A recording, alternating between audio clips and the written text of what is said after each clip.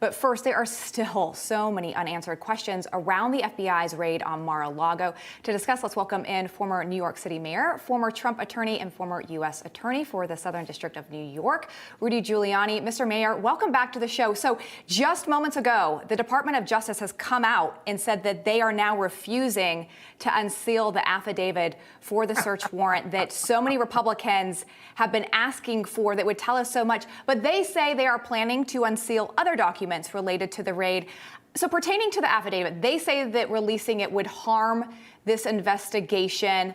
In your experience, what is the normal process of releasing an affidavit during an investigation? It certainly can be released by redaction. That's totally ridiculous. It would harm their credibility. It would show what big liars they are. I mean, the affidavit and the warrant procedure is so patently absurd that it's indefensible. They supposedly had to get a warrant because he'd been cooperating for 15 months. Something must have went wrong, so there was an emergency, right?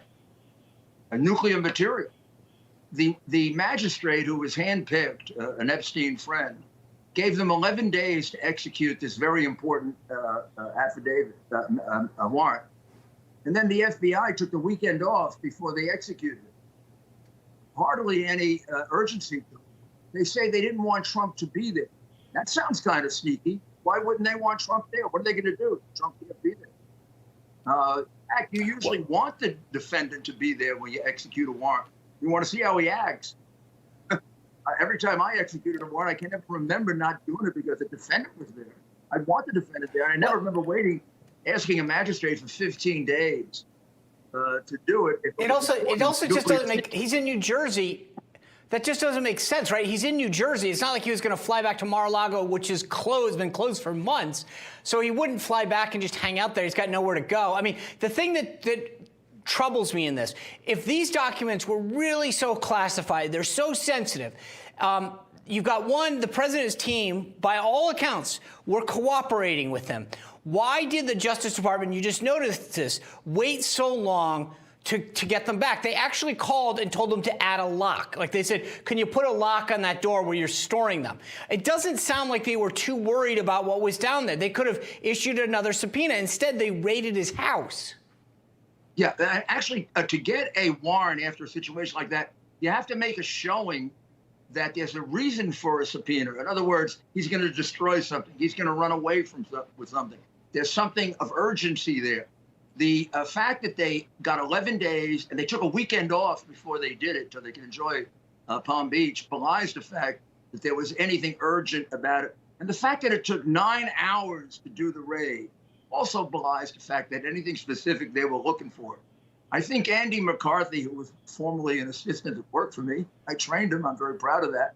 I think Andy McCarthy is right when he writes that this was a fishing expedition 100% because they have nothing. And it's just a continuation of Russian collusion. Same bunch of liars. Why wouldn't they be doing the same thing? Many people are pointing out that one of Trump's lawyers signed a document back in June that said they had given over everything that had been requested of them. There was no more secret information or top secret classified information on the property. So there are a lot of questions about that. But if it comes out that this lawyer lied or that they weren't being honest about the information that was still there, is that incriminating in any way? I mean, what does this actually mean for the lawyer as well? Can that be held against Trump, or is this just a situation with the lawyer? Well, I mean, we have to know what the lawyer knew, where these documents might be when they first went there. They only knew about documents in a certain place.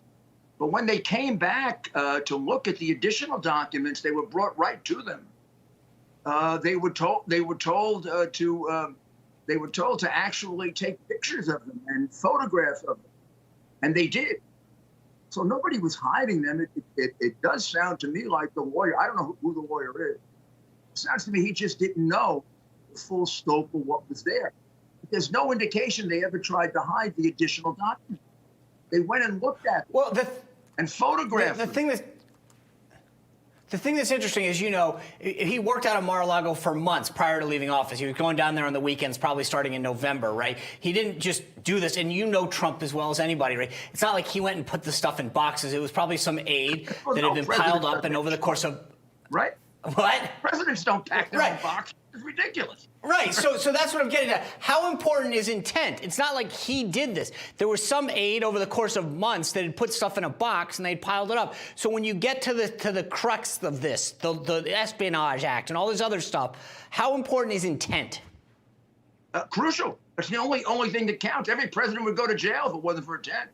Obama is holding on to 30 million documents that he promised he was going to have digitized 5 years ago. He hasn't digitized a single one. By the way, I should tell you, it doesn't take 5 years to digitize documents. I digitized all mine as mayor of New York. In fact, I'm the only one who's ever done it. The Democrats don't digitize their documents because most of them would go to jail if they digitized their documents.